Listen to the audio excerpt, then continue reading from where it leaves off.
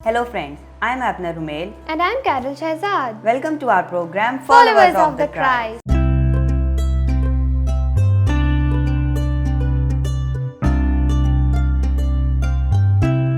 So friends, आज हम जिस टॉपिक पर बात करेंगे वो है माफ़ी।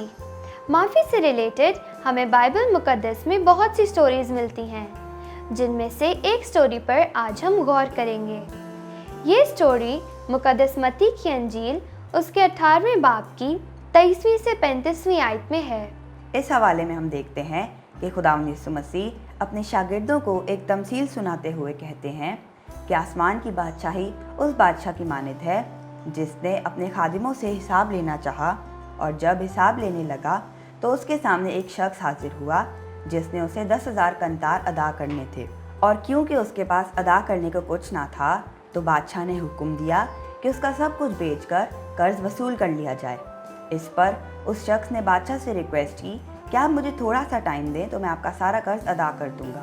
बादशाह को उस शख्स की बात सुनकर उसके ऊपर तरस आया और बादशाह ने उसका सारा कर्ज माफ़ कर दिया।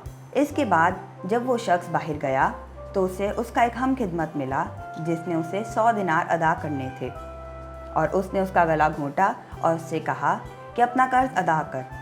और क्योंकि उसके पास अदा करने को कुछ ना था तो उसने उससे रिक्वेस्ट की कि आप मुझे थोड़ा सा टाइम दें तो मैं आपका सारा कर्ज अदा कर दूंगा।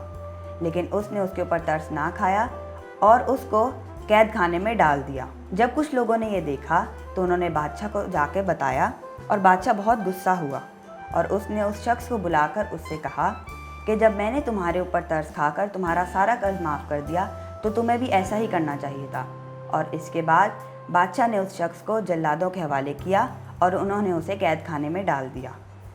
एंड में यीशु मसीह अपने शागिर्दों से कहते हैं कि जो कोई अपने भाई को दिल से माफ़ नहीं करेगा, मेरा आसमानी बाप भी उसके साथ ऐसा ही करेगा। सो फ्रेंड्स, इस तमसील से हमें ये लेसन मिलता है कि अगर हम चाहते हैं कि खुदा हमारे गुनाह माफ़ करे तो हमें भी चाहिए कि हम एक दूसरे को माफ़ करें। जैसे हम दुआए रब्बानी में कहते हैं कि जिस तरह हम अपने कर्जदारों को माफ़ करते हैं तू भी हमारे कर्ज हमें माफ़ कर। अगर हम अपने कसूरवारों को माफ़ नहीं करेंगे तो हमारा आसमानी बाप भी हमें माफ़ नहीं करेगा।